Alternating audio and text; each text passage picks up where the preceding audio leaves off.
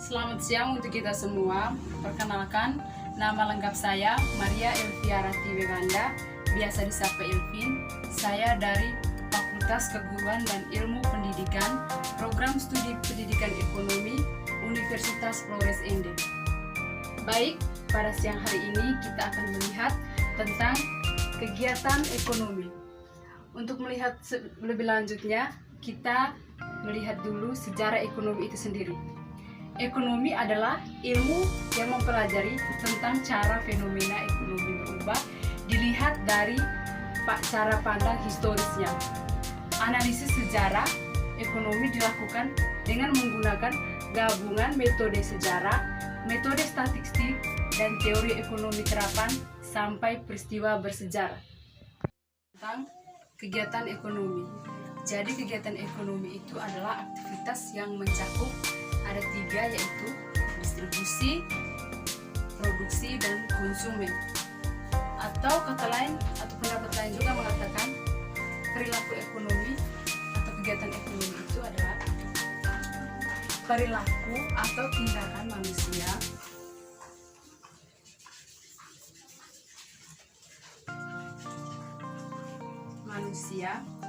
yang bertujuan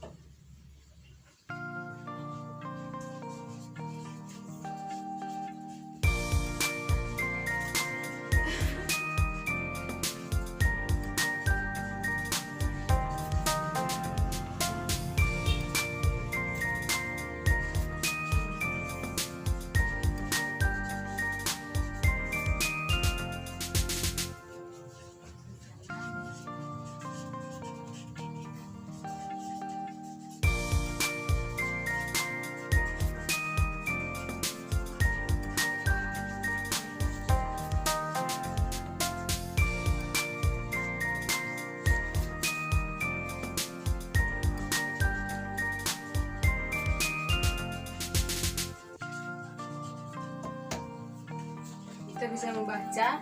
Jadi pendapat lain mengatakan perilaku atau kegiatan ekonomi itu sendiri adalah perilaku atau tindakan manusia yang bertujuan untuk memenuhi kebutuhan hidup, dan kegiatan tersebut harus berdasar. Baik, selanjutnya kita akan melihat tentang tujuan kegiatan ekonomi.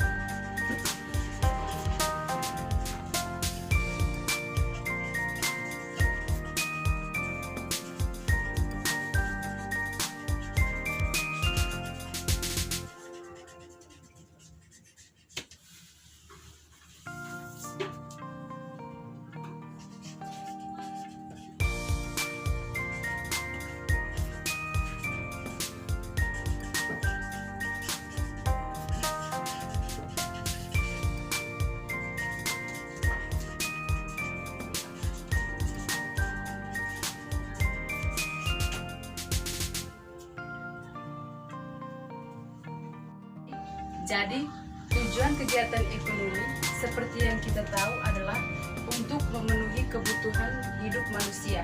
Kebutuhan tersebut digunakan untuk saat ini dan masa yang akan datang. Jadi kegiatan ekonomi tidak berlangsung hanya untuk saat ini, tapi dia akan terus berlangsung untuk masa-masa yang akan datang. Selanjutnya kita akan melihat tentang jenis kegiatan ekonomi. Jadi jenis kegiatan ekonomi itu ada 3, seperti yang telah saya tulis di sini, ada produksi, distribusi, dan konsumsi. Jadi untuk produksi itu sendiri adalah kegiatan menghasilkan atau menambah nilai guna suatu barang atau jasa.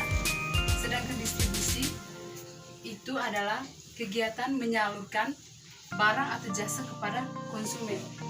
Konsumsi itu sendiri adalah kegiatan menghabiskan atau mengurangi nilai guna suatu barang atau jasa.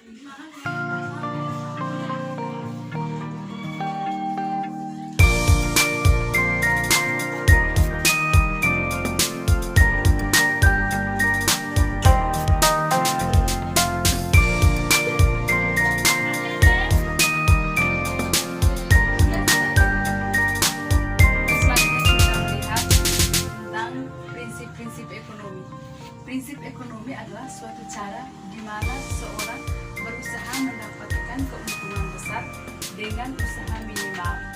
Salah satu contohnya adalah transaksi jual beli di supermarket. Prinsip ekonomi juga memberikan pemahaman kepada kita bahwa tak ada di dunia ini yang benar-benar gratis. Berikutnya kita juga melihat ada tujuan kegiatan ekonomi.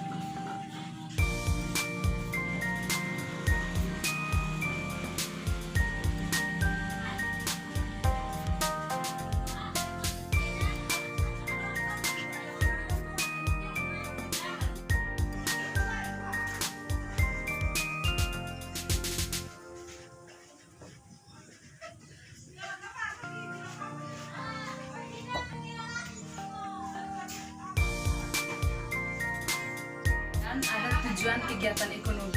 Tujuan yang saya ambil di sini ada 4. Yang pertama, untuk mendapatkan uang, kekayaan, dan keuntungan. Yang kedua, mengikat secara umum.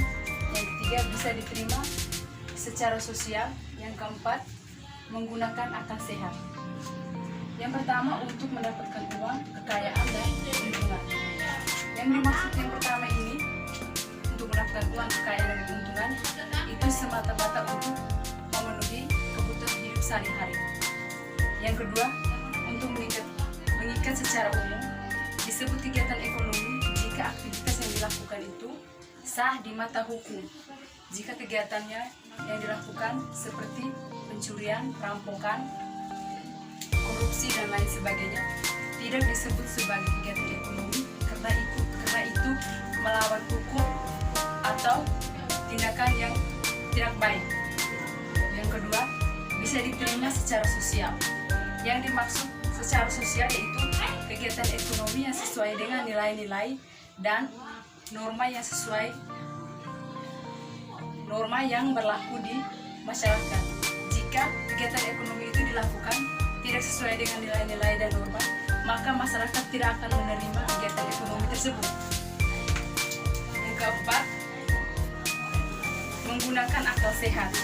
Untuk mendapatkan penghasilan dan keuntungan yang maksimal, perlu melibatkan akal sehat untuk rasionalis dalam memanfaatkan sumber daya dengan strategi yang jitu. Usaha yang sama bisa mendapatkan keuntungan yang lebih optimal. Sekian untuk materi kita hari ini. Terima kasih.